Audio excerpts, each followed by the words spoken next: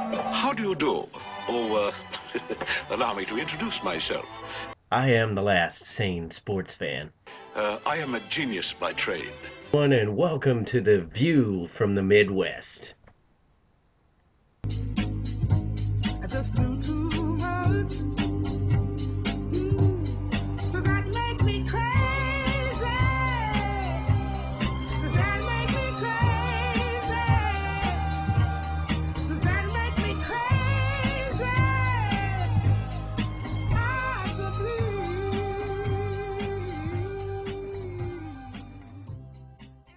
Hello, everyone, and welcome to another View from the Midwest. Today, we're going to talk a little bit about baseball. Oh, dear God, no! That's right, baseball, of all things for this show to discuss. But it is that time of year. Spring's rolling around. Spring training's just about to wrap up as we approach into the month of April now, as today is April Fool's Day, and that doesn't mean that it's time for you to start running thinking that I'm fooling you. We are talking about baseball. But one of the topics going around has to do with the Chicago Cubs of all teams. They're trying to get back into the national conscience. They're trying to get back into the conversation for national championships and that World Series trophy, which has eluded them for well over a century now. And coming from a St. Louis perspective, a lot of people are going to sit there and say, oh, well, he's just going to sit there and bash on the Cubs. I'm not. They were the team of my grandfather. They really kind of are the team of my father as well. And so, being as though I was never a huge baseball fan, I'm not big on the whole, oh, you have to hate the Chicago Cubs just because. I have a soft spot for them. I would love to see them win a world championship, and just to kind of ease the pain and suffering of their loyal fan base. I think Theo Epstein is doing an excellent job with that team. It has taken quite a bit longer than I would have even thought that it would have, given the fact that he turned around the Boston Red Sox in fairly quick order before they won a world championship. But the bottom line is they're starting to get there. It's a slow process. It's taken a lot longer. There's still a few hiccups that are going to be had along the road. I don't think they're going to contend this year. I think they're in a situation where they're in probably the best division in the National League, if not all of baseball. So it's going to be very difficult for them to turn it around right away. It's not to say it couldn't happen. I just don't expect it to happen. The thing that I want to discuss, though, is Kris Bryant, because he has been a hot topic issue for a couple weeks now, and especially as of yesterday, the Chicago Cubs officially sent him back down to Des Moines, their AAA affiliate, because they are going to keep him down there until at least the middle of April, due to a loophole in the collective bargaining agreement, which to me, that's the thing that I want to discuss. I think it's perfectly legal. There's this big uproar in the Major League Baseball circuit among the players' union, among a lot of media, saying that Chicago is a joke right now, that they don't want to win baseball games because they're sending this kid down. A little background on Kris Bryant. He hit, I believe it was .425, which is a really good average. He hit 9 home runs in spring training. I'm not sure how many games he played. I believe it was somewhere in the teens. So that's a pretty good average and home run ratio for that little amount of games. But it's spring training. The kid is going to be a really good player.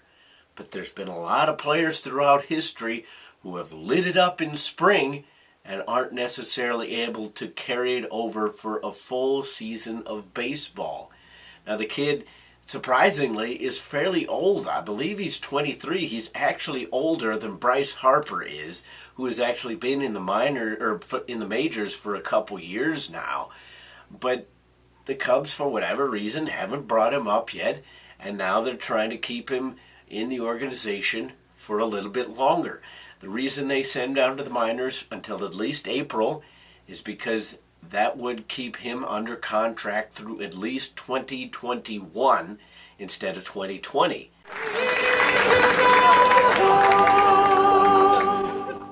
And now people will say, well, that's far enough off in the future. Why don't you just bring him up and see where your chips may lie? I can't necessarily argue with that. But the way that sports has gone, the way that people want to renegotiate every 2 seconds, they want more money every 5 minutes. To me, if you can get a little bit of cost certainty in your club, I don't see a problem with that. I understand that people are going to say, well, what happens if you go down the stretch and all of a sudden you didn't have this kid for a few weeks or even a few months, because if they don't bring him up until, I believe it's June or maybe even July, then they get him for even longer on his contract. I wouldn't do that. I think that's pushing it. I think you need to bring this kid up after a couple weeks in April and then let him work his way into the big league ball club. But that having been said, I don't see a problem with them doing what they are doing, because number one, it was collectively bargained. Number two, it's perfectly legal. They're not breaking any laws. Scott Boras can sit there and whine till he's blue in the face, but the bottom line is the Chicago Cubs are doing things by the book, and it's not a situation that hasn't been done before. Keith Olbermann, who I am definitely not a fan of, did actually a very good piece on this on his show yesterday, talking about all the players that it has been done with just within the past few years. Now, he actually came at it from the other angle, saying that a lot of those players could have made the difference.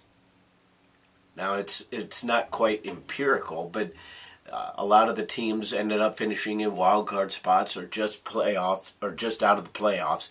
So it was a situation where maybe if they just bit the bullet and kept those players up, that they would have been able to make the difference in those 3 games, 2 games, 1 game out of a playoff spot, just in a wild card spot, that kind of difference.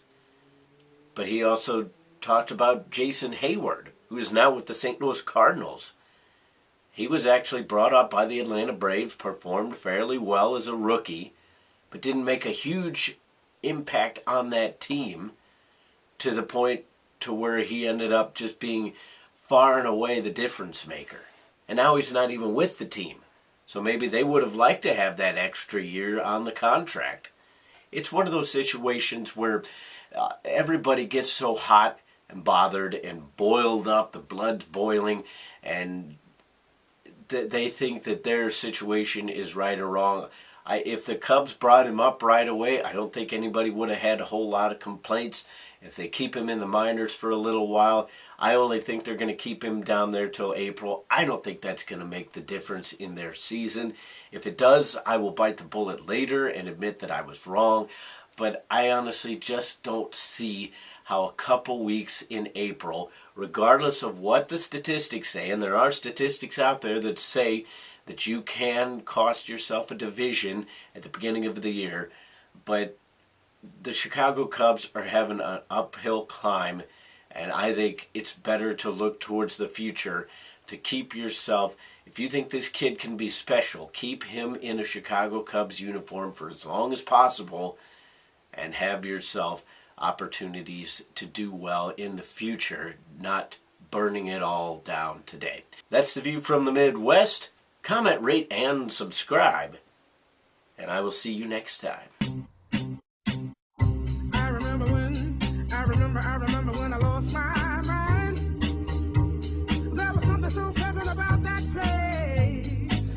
Even your emotions have an echo in so much space.